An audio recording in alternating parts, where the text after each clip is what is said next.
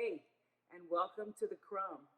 It is a cool, crisp fall morning, and my kids want me to make cranberry white chocolate cookies. So we're gonna get right to it.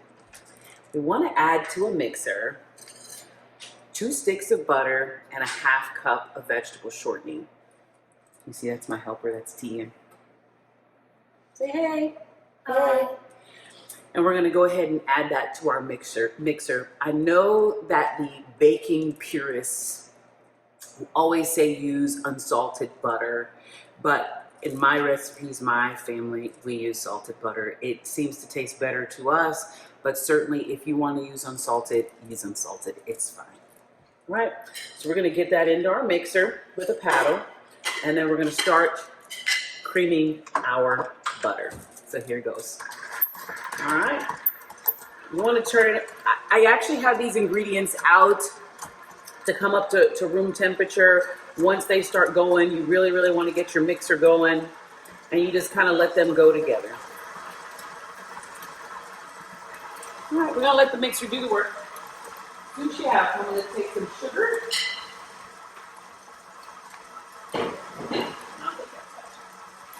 Now to that, we're gonna add our sugars. We have, now I ran out of dark brown sugar, so we have 1 3/4 cup dark or firmly packed brown sugar, and we also have some granulated sugar in this jar. Okay, so we're gonna go ahead and add our sugars to this mixture. Okay. What you want to do is, don't do what I'm doing, slow your mixer down so that you don't end up with sugar everywhere. Just kind of add that slowly to your mixer. What's nice with one of these power mixers is they do all the work for you.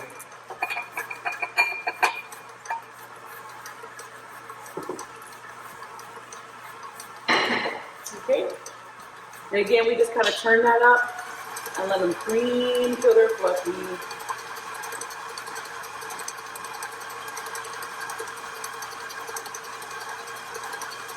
Now to that,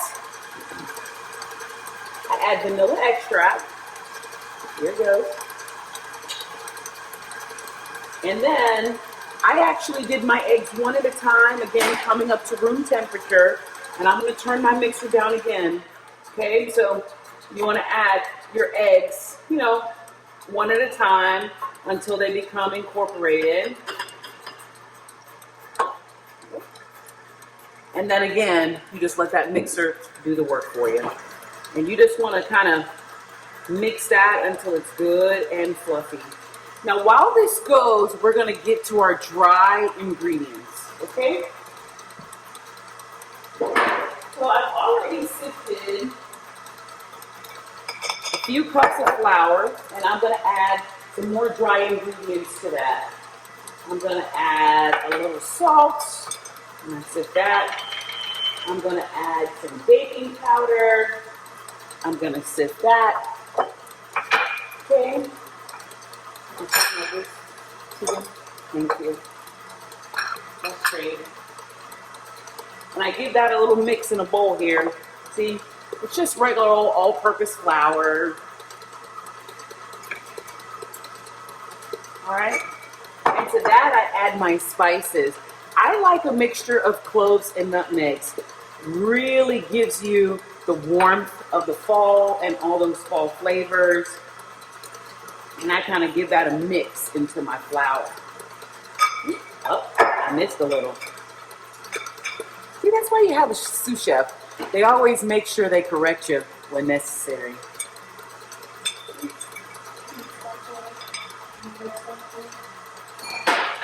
So here we are, and I wish you could see into this bowl. Maybe I'll move this bowl just a little bit closer so you can see what it's supposed to look like when it's all done. I'm going to turn my mixer down here, and I'm going to let you see. I'm just going to move it, well, maybe move it this way, and let you see what it looks like when it's all done. That part didn't turn out good in the video.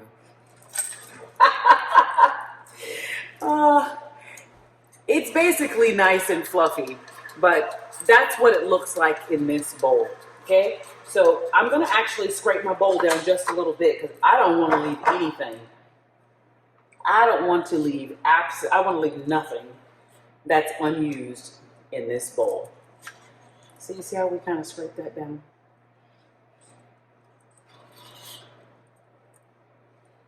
Okay. Let's just give it another little turn here with our mixer.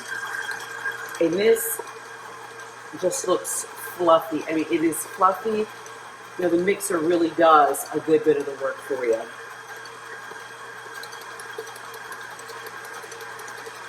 All right, so I slow this down to almost nothing because I don't want to be wearing flour.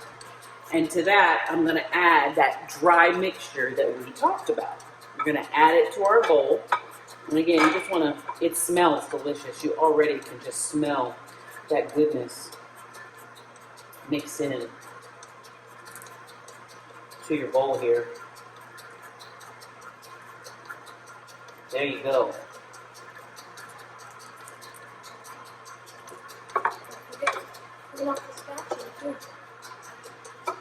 Oh, good. Gotcha. Hold that for me. Thank you. I want to get every bit of it. Every single bit of it. Great. So, while that's going, again, I'm going to turn that mixer up just for a second. Get everything off my blade and turn it right back down. Again, you don't want to wear it. You just want to let the blade do the work for you. And again, I'm going to scrape down my bowl. Now, you might be tempted just to eat this dough, but you shouldn't because why waste it? Tegan has other ideas. He's like, I don't think it'd be a waste, Mom. So I'm going to give this just another little mix. You don't want to mix it too much. And then I'm going to add the point, the good stuff. All right, so we can take off our paddle here.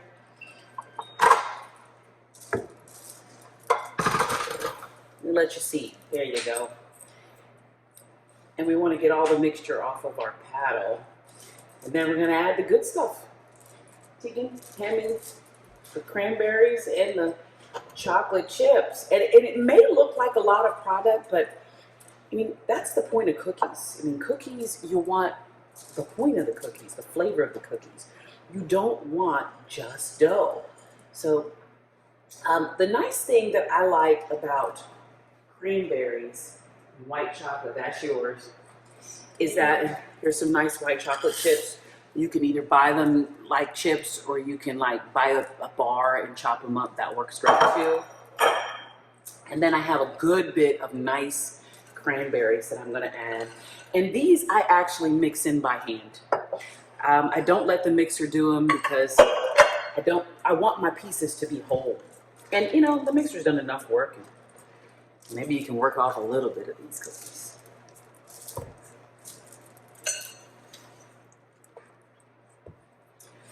Okay, I already have my oven heating up to 375 degrees. And I am working these cookies. You want it at 375? I already got it there. What's at 350? It's at 375, I promise you. Okay, thank you.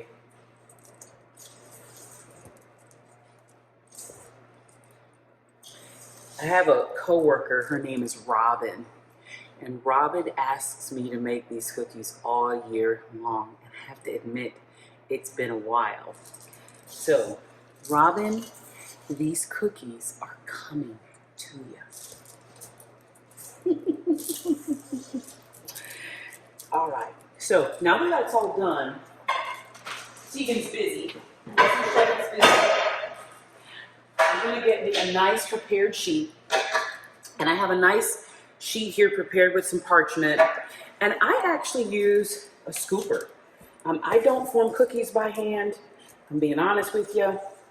I don't tend to get as dirty when I do that, so I just kind of scoop. So I reach right in, give it a scrape, and I drop them on this pan. And I'm gonna prepare several pans like this, and then I'm gonna get them into the oven. I try to make them as uniform as possible, and that's where this little scooping tray, this little scooper comes in, because then they bake evenly for you. See, anybody can make professional appearing cookies with good tools.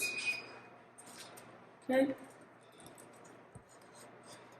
And make sure that I get my goodness up in there. So while I prepare these, we're just gonna kind of keep going preparing trays. And we'll be right back to you.